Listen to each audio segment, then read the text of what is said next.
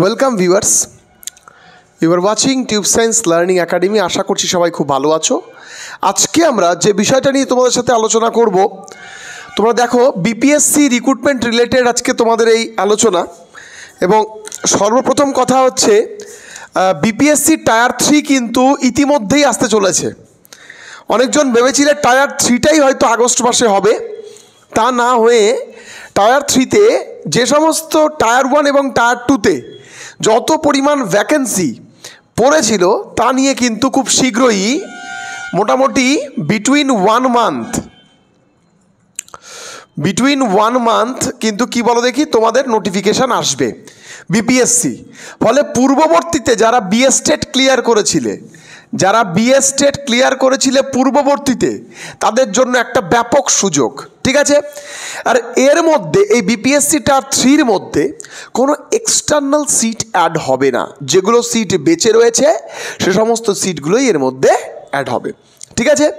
তো এই প্রসঙ্গে দু তিনটে কনসেপ্ট যেটা উঠে আসে, সেটা অনেকজন বলছিল যে রিসেন্টলি নীতিশ কুমারকে আরজেডি থেকে বিজেপির সঙ্গে যে জোট করার যে কনসেপ্টটা, সে যে দল পরিবর্তন করার যে থিওরিটা, এর ফলে অনেকজনের মানে এটা চিন্তার কারণ হয়ে দাঁড়ায় যে আদৌ কি বিপিএসসি টায়ার 2 হবে।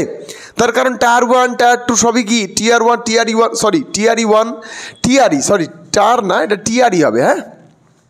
তো টিআরই 1 আর টিআরই 2 যেগুলো হয়েছিল সব তো আরজেডির সঙ্গে যখন নীতিশ কুমার ছিলেন।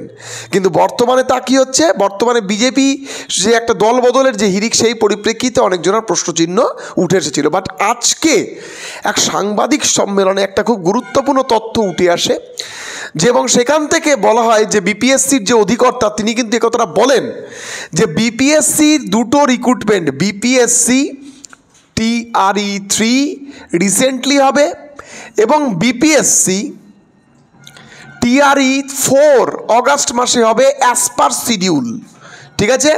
অ্যাজ পার শিডিউল, যে শিডিউলটা দেওয়া রয়েছে সেই শিডিউলেই হবে। তো ফলে তাহলে তোমাদের, আমার মনে হয় না তাহলে তোমাদের চিন্তা করার আর কোনো কারণ আছে। যে সমস্ত ক্যান্ডিডেট তোমরা BS TET form fill up করেছিলে, তারা ফ্রিকুয়েন্টলি পড়াশোনা করো এবং দেখো পেপার 1 এবং পেপার 2 এটা কিন্তু তোমাদের পরীক্ষাটা খুব শীঘ্রই মার্চ মাসে হবে, ঠিক আছে। মার্চ মাসে হবে এবং তোমরা আশা করছি সেই জায়গায় অ্যাটেন্ড করবে।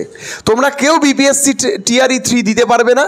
তোমরা সকলে যারা যারা বিএস টেট মার্চ মাসেরটা পাস করবে, বিপিএসসি টিআরই 4 দেবে এবং সেই রেসপেক্টে কনফার্মেশন দিয়েছে। এবং around 9 to 12 around 60K vacancy আছে, ঠিক আছে।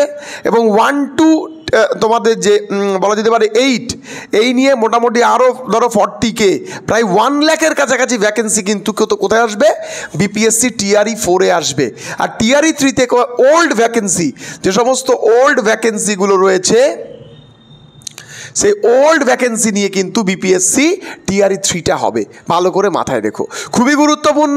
এবং এই গুরুত্বপূর্ণ আপডেটটা আমি টিউব সায়েন্স লার্নিং একাডেমির ইউটিউব চ্যানেলের মাধ্যমে তোমাদেরকে ওয়াকিবহল করলাম এবং আশা করছি তোমরা এই ভিডিওটির মাধ্যমে খুব সংক্ষিপ্তভাবে বিবরণের মাধ্যমে তোমরা বুঝতে পেরেছো। সবাই খুব ভালো থেকো, সুস্থ থেকো। পরীক্ষা হবে না এই ট্র্যাডিশনাল কনসেপ্ট, এই চিন্তাভাবনা সরিয়ে নিজের কাজ নিজে করো। এবং আপকামিং ডেজে মার্চ মাসে যে তোমাদের শিডিউল পরীক্ষা, সেদিন বিএস টেট হবে এবং ঠিক ফেব্রুয়ারি মাসের লাস্ট উইকে, যেটুকু খবর, ফেব্রুয়ারি মাসের লাস্ট উইকে তোমরা অ্যাডমিট কার্ড পাবে, ঠিক আছে। অ্যাডমিট কার্ড পাবে এবং পরীক্ষার মোটামুটি 4 দিন আগে, মোটামুটি 1 সপ্তাহ আগে থেকে তোমরা অ্যাডমিট কার্ড পাবে। এমন কোনো ভাবার কারণ নেই যাদের মার্চ মাসের 30 তারিখ, ধরো 26 তারিখে পরীক্ষা, তারা ফেব্রুয়ারি মাসে পাবে। ফেব্রুয়ারি মাসে তারাই পাবে যাদের মার্চ মাসের 3 তারিখে পরীক্ষা। ভালো করে মাথায় রাখবে, খুবই গুরুত্বপূর্ণ এই তথ্যটি। এবং আশা করছি এই ভিডিওটির মাধ্যমে সংক্ষেপে তোমাদের কাছে বিস্তৃত আলোচনা তুলে ধরতে পেরেছি। সবাই খুব ভালো থেকো, সুস্থ থেকো। দেখা হবে পরবর্তী ভিডিওতে।